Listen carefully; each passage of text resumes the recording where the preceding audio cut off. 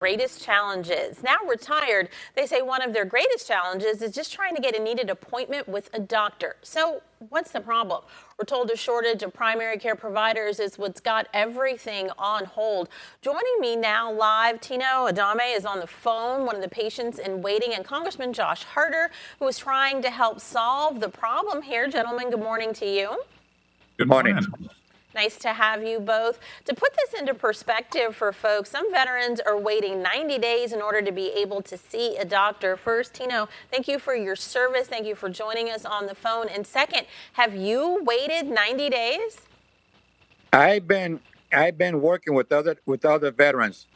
Thank God, I'm very fortunate. Other veterans that I've been working with, yes, they have been waiting for more than 90 days.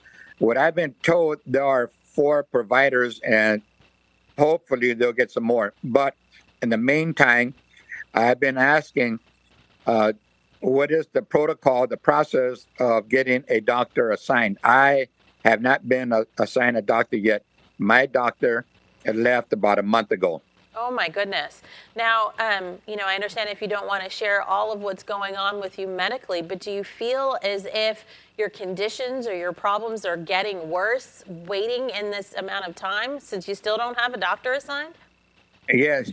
My aging, I'm 74 now, and my conditions have worsened, but I've been able to handle them. My wife is my caregiver, and she's been very supportive.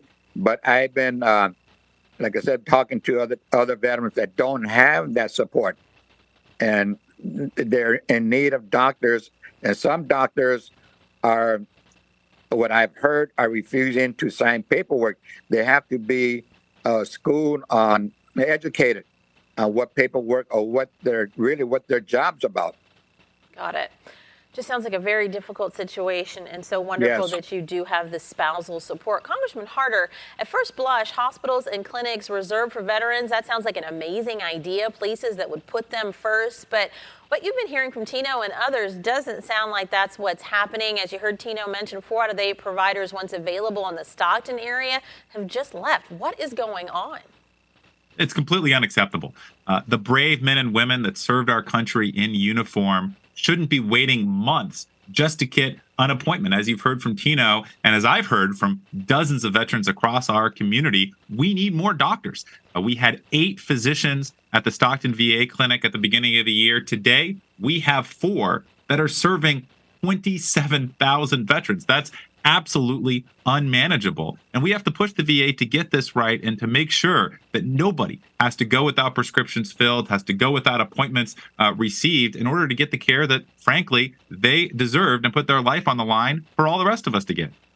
This is a real gateway issue because veterans like Tino can't get a referral, can't even fill a prescription, as you mentioned, without being able to have these initial appointments. Now, you've got an amendment passed through the House Appropriations Committee to address this. Tell me how that fits into a solution and what else needs to be done. It's dead simple.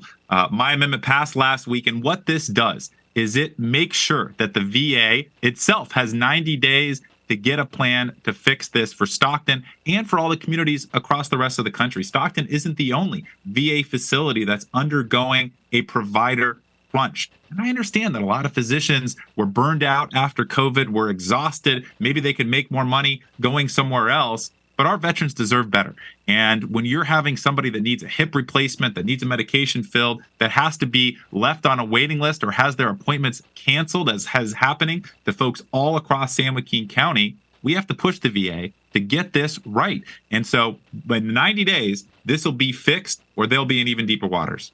Tino, how are you feeling? Do you have hope for 90 days and this being fixed? With all due respect to our Congressman, I hope it does work, but we've been through this system before of past elected officials telling us, well, we're going to fix this, we're going to fix that, and we're still at the same spot. Still at the same spot. Thank you, Congressman. I hope something works. We are in need. All righty. And Congressman, we're just learning this morning that you have a new challenger for your District 9 seat, current Stockton Mayor Kevin Lincoln. Any response to that announcement? Look, I think there's going to be folks that are already focused on playing partisan politics. We certainly see a lot of that across the Central Valley and in Washington. My job is simple. If I focus on our community, if I focus on making sure that the veterans in our area are getting health care, if we can lower the cost of living for folks across our area, then everything else will take care of itself. And that's my job, and that's my focus, and where I'm devoting all my energy. Well, Tino and Congressman Harder, thank you so much for joining us this morning to talk about this issue, and Congressman Harder also for responding to the new entrant into your race. We'll definitely be checking back in with you both over this next 90 days to see where this does come out, and hopefully Tino will get some answers that he hasn't gotten in, sounds like, years. Thank you so much. We appreciate you. Thank you, Congressman. Thank you.